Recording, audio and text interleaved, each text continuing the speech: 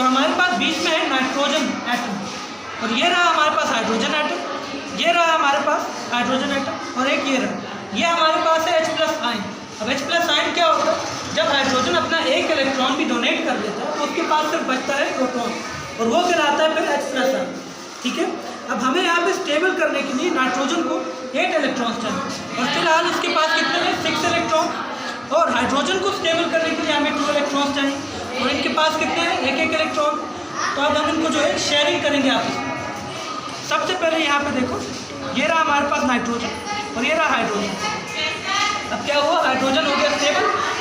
अब देखो इसने शेयरिंग की, तो जब शेयरिंग की तो जो बॉन्ड बना हमारे पास वो बनेगा कोवैलेंट बॉन्ड। कौन सा बॉन्ड बनेगा, तो जब इलेक्ट्रॉन शेयर किए जाते हैं तो हमारे पास जो बॉन्ड बनता है उसको कहा जाता है कोवैलेंट बॉन्ड।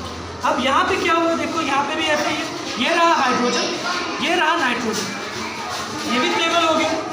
अब यहाँ पे देखो हमारे पास ये भी स्टेबल हो गया। तो अब हमारे पास क्या है, H+ आयन। यहाँ पे तो इसके पास तो एक भी इलेक्ट्रॉन नहीं, तो इसको सिर्फ हमें जो है देने ही पड़ेंगे इलेक्ट्रॉन, ये जो है डोनेट नहीं कर सकता। तो हम क्या करेंगे, दोनों नाइट्रोजन के इलेक्ट्रॉन दिए आते हैं।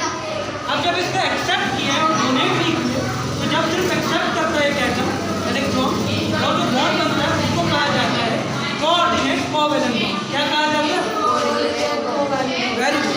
अब यहाँ पे हम नाइट्रोजन को देखेंगे, देखो ये भी जो है स्टेबल हो गया, इसके भी 8 इलेक्ट्रॉन पूरे हो गए, और साथ ही साथ हाइड्रोजन भी स्टेबल हो गया।